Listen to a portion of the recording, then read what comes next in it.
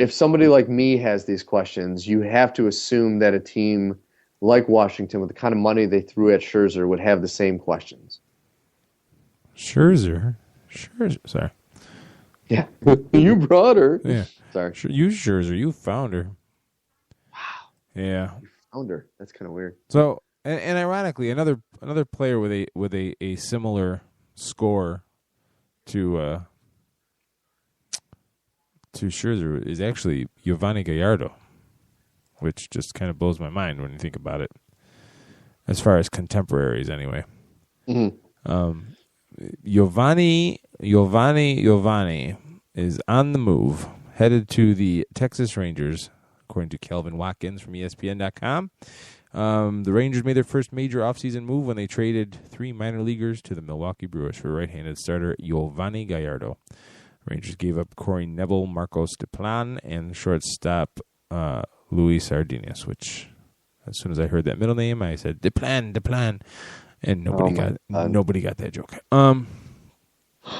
Rangers seeking upgrades in the middle of their starting rotation behind Yu Darvish and number 2 starter Derek Holland. The Rangers are. We're talking about these teams. The Nationals, obviously, the defending NL East champs. The Tigers making it to the playoffs. The Rangers are kind of a team in flux, and part of that has to do with Ron Washington's unceremonious exit last season rather. I just don't know what to make of them, of the Rangers right now. I mean, where are the Texas Rangers? Are they? They're not rebuilding. They're not reloading. They very well could be like treading water, just like they did for most of the 90s. And that's what it seems like. And it's weird too, because if you look at most major league teams, the ones that are successful, it does seem like they go through that period where it's not a full rebuild like it is in a lot of sports, where they drop down to the bottom of the basement and, take a few years to get back to where they are. They're usually teams like, let's use an example, the Yankees, the Red Sox, you can even say the Rays, where they're always somewhat in contention until they throw enough money at enough people and can rebuild to get to, at least the division championship. But it's unlike other sports to where, like, let's use my Boston Celtics in basketball, to where you have a team that won a championship and then slowly declined and then all of a sudden just went into the basement for a few years. You don't really see that with some of these larger baseball teams. When was the last time you saw somebody who's won a World Series in the modern era, other than the Florida Marlins, Miami Marlins, I guess you call them now, which that is just a crazy situation, that goes from being a championship team to being the absolute bottom? You don't see that in baseball. Right. And so it's kind of interesting to me, and I agree with you. Texas, it kind of seems like they're just kind of hanging around, and you don't know what's kind of happening. I mean, I know they haven't won a World Series, but they've been a team in contention for, a few years now. And it just seems like, I don't know, they don't have an identity. And you look at their numbers from last year, the team was 17th in runs, 8th in batting average, 15th in on-base percentage, 22nd slugging percentage. So you're like, middle of the road there. But they were 28th in ERA, 30th in quality starts, 29th in WHIP, and 28th in batting average again. So, I mean, right there justifies the trade here. And the Brewers giving Gallardo up for 2 minor leaguers. They're a franchise I have never understood.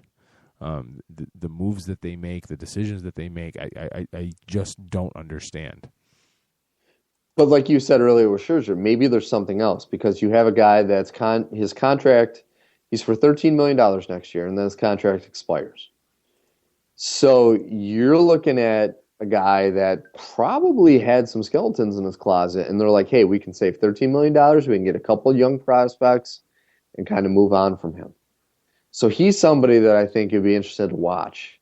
I mean, he only was 8-11 last season, so it's not like he was really lighting up ballparks. So for somebody to be making $13 million and have that kind of record, maybe there is something else that Texas doesn't know about.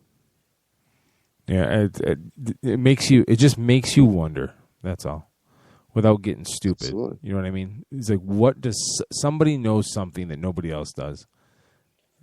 And really, in their different demographics as far as what they can spend, Texas has more money to throw around right now than Milwaukee.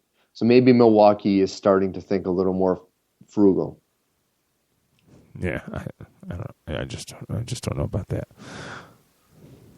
But we'll have to wait and see. That's the sad part about all these moves is all our conjecture could be worth nothing. And he can go out and have 20 wins next season. And stay tuned to our Twitter account, folks, because I may have a real interesting guest for next. I don't want to jinx myself because I need to confirm later this week. But we may have a very interesting guest, especially for any Mets fans out there, next week, Monday night. You got that good. No. I couldn't pry him away from his. Never mind. I'm not going there. Oh my God. That's right. I just He's almost watched Scarface, right? He's clean now. He's conquered his demons. Why won't you let the man move on? You're so atrocious. It's just flour. Trust me. It's just flour. Something like that. He's baking. He's a cook now. You said he's a cook now, really? Hey, when you bake a cake, you get flour on your face, especially under your nose. It happens. I cook all the time. You're absolutely right. This has been a fun segment, technical difficulties and all. So we are at 10:34 Eastern Time now, 585-633-7487. If you're listening and want to call in, we're going to take another short break, only about 4 minutes here, kids. Don't go too far. And we'll pick up with some NBA talk before we head up for the top of the hour with Jim Sarantias, the Fantasy Greek. You don't want to miss the NFL Hour. You're listening to 87 Sports Fans live on Late Night Sports Radio.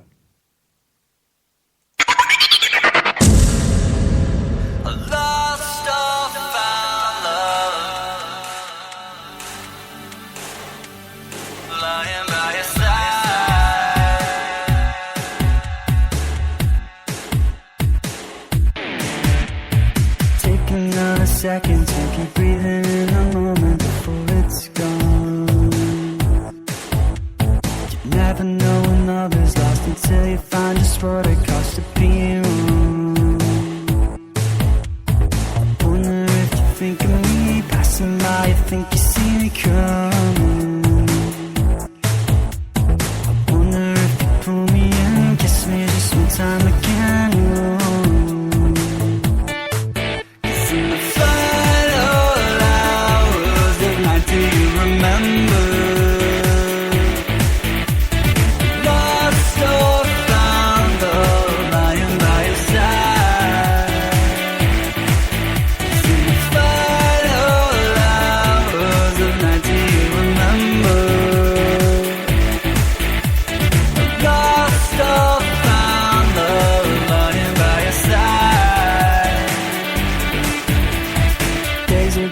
Coming and the nights will keep on going till they're tired, falling fast asleep and as they dream of ghosts of beats filled with desire. The chance of life is all around, a chance to take is always found. Writing on the lullabies, I'm alone and living life.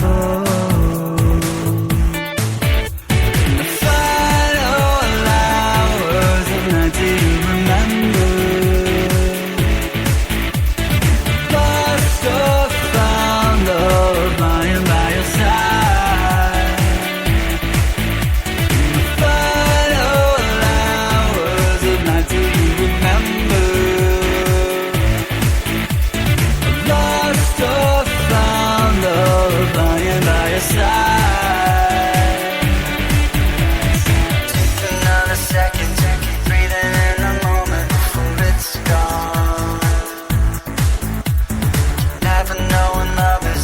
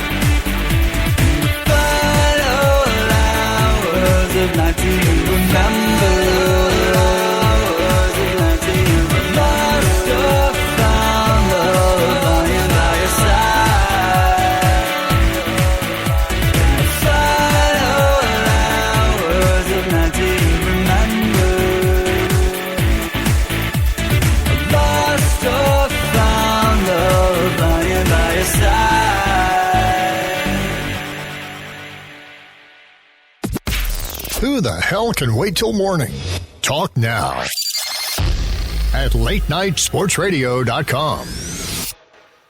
There's 4 times with the left, 4 with the right, then 8 times with both, then repeat. 87 Sports Fans live on Late Night Sports Radio. Keith Grieve and Steve Taylor here from 87sportsfans.com, where just the other day I shared my thoughts on the NFC Championship game. And if you're interested, before the hour, head over to 87sportsfans.com. But keep us on. You can listen to us on the Spreaker app. Don't want to miss that. You do not. Jim Sarantee is at the top of the hour for the NFL Hour from thefantasygreek.com. Favorite hour of our week, that's for sure. Classes us up. Well, let's talk a little hoops, shall we? 585-633-7487. By the way, if you want to call in, 585-633-7487. The Knicks actually won a game. Yeah, it's a miracle. Beating the Pelicans. But you know what? Everyone's been beating the Pelicans lately. Yeah, I was surprised when I clicked on the box score to see that their record was 20-21. They're a team that I just kind of assume is better than that. You know what I mean? Well, you would think so, but they had a good start to the season, and they've just been, I don't know, they've been underperforming. I mean, that's to say the least, but to have a team like New York who's struggling the way they're, I mean, they're 6-36. And it was a competitive game. It's not like New Orleans just rolled over and died, but I don't know. It makes you slightly concerned with them. And I know I had picked them high this season.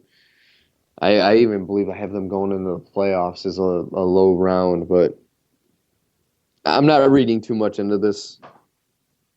The Knicks are who they are. They do have talent on their team. So them getting a fluke win isn't that big a surprise. Langston Galloway starting in the backcourt tonight. 31 minutes, 8 of 14 from the floor for 21 points, 5 boards, 3 assists.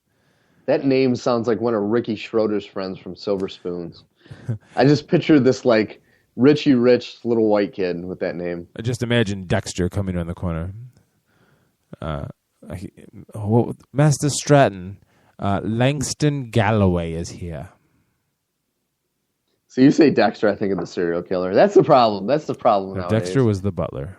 I know he was the butler, but right now my wife and I are, killing all of the, no pun intended, all of the Dexter seasons on Netflix. So I hear Dexter now, I think about the serial killer. I can't help it. He was Dexter was the butler who was dating Whitney Houston there when she was first on the scene. That's right. I remember that episode. She sang "Saving All My Love for You" just for him. I don't know why I have the memory I do, but I do. For the Pelicans, Tyreek Evans with 23 points on 9 of 20 shooting. Eric Gordon, 20 points, 5 assists. Omer Asik, 11 points, 17 boards,